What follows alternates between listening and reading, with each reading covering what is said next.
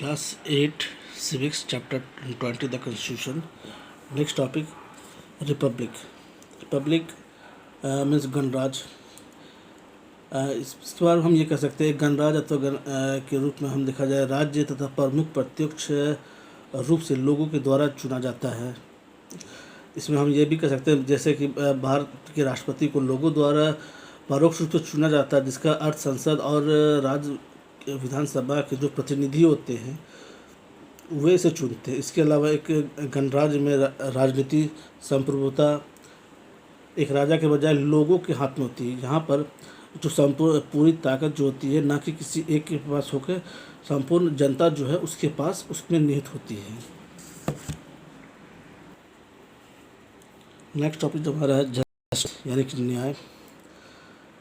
इसके बारे में हम ये कह सकते हैं कि हमारे प्रस्तावना में न्याय शब्द को अलग अलग रूपों में भी रखा गया है. ये इसमें आप कह सकते हैं चाहे वो सामाजिक न्याय हो, आर्थिक हो, राजनीतिक हो, या फिर हमारे मौलिक और नीति निर्देशक तत्व के माध्यम से इसे हम प्राप्त करते हैं. जस्टिस यानी कि न्याय. सामाजिक न्याय का अर्थ ये भी है कि संविधान द्वारा बराबर सामाजिक स्थिति के आधार पर सबको साथ एक बराबर का व्यवहार बनाया गया है. आर्थिक न्याय का अर्थ समाज के अलग अलग सदस्यों के बीच संपत्ति का समान वितरण होना चाहिए. राजनीतिक न्याय का अर्थ सभी नागरिकों को समान नागरिक भागीदारी मिलनी चाहिए. और भारतीय संविधान प्रत्येक नागरिक को एक वोट के लिए सार्वभौमिक वयस्क मताधिकार समान रूप से भी प्रदान करता है. इसके साथ साथ ही उसे हर तरह की जो न्याय है चाहे वो सामाजिक हो, राजनीतिक हो, उससे इस तरह के सामाजिक न्याय भी इसमें प्राप्त होते हैं. नेक्स्ट टॉपिक जो हमारा लिबर्टी. लिबर्टी मीन्स हम सब कुछ जानते हैं स्वतंत्रता, फ्रीडम, आज़ादी. इसका सिंपल डिफरेंस हम ये कह सकते हैं किसी व्यक्ति की मजबूरी के या अभाव या गतिविधि के कारण तानाशाही या गुलामी या आदि से मुक्त या स्वतंत्र करना ही लिबर्टी या आज़ादी है. अगर कोई आज़ाद गुलाम है किसी का, उसे उस गुलामी से मुक्त करना ही एक तरह से लिबर्टी है, स्वतंत्रता है उसकी. नेक्स्ट टॉपिक है इक्वलिटीज, समानता. समानता का से हमारा ये मीनिंग हो सकता है समाज के किसी भी वर्ग के खिलाफ विशेषाधिकार या भेदभाव को समाप्त करना.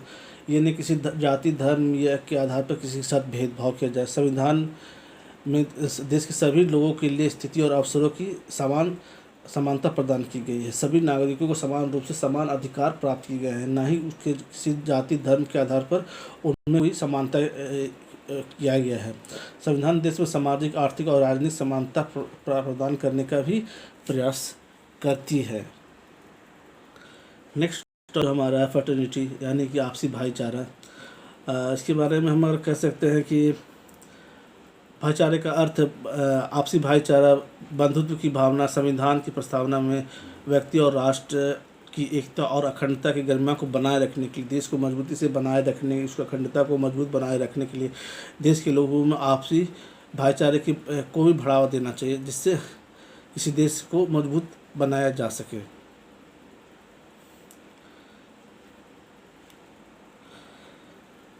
नेक्स्ट टॉपिक जो हमारा है इसमें फिर है द कॉन्स्टिट्यूशन एंड लॉ.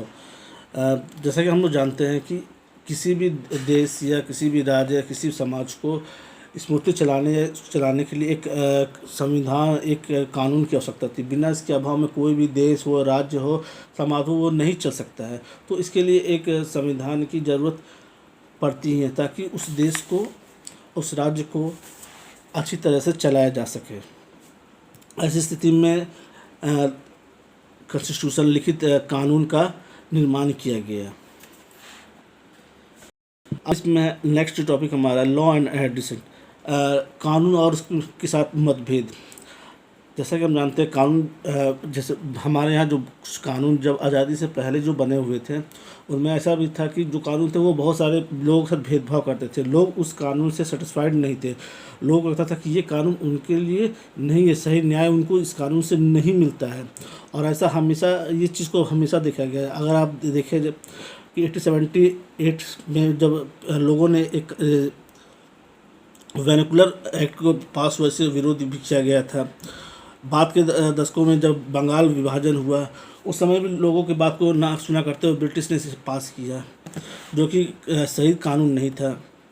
इसके बाद महात्मा गांधी ने 1930 में सत्याग्रह आंदोलन किया, नमक का कानून तोड़ा, और इसके साथ साथ जो विदेशी चीज़ें थे उनका बॉयकॉट किया। लोगों ने जो भी विदेशी चीज़ थी उसका बॉयकॉट किया, उससे अपने यूज करने से मना कर दिया। इसके साथ इस आंदोलन के साथ बहुत सारे हड़ताल हुई, स्ट्राइक हुई, लोगों को बहुत से लोगों को, बड़े बड़े लीडर्स को जेल में डाला गया। महात्मा गांधी, जवाहरलाल नेहरू जैसे बड़े नेता को भी जेल में बंद कर दिया गया।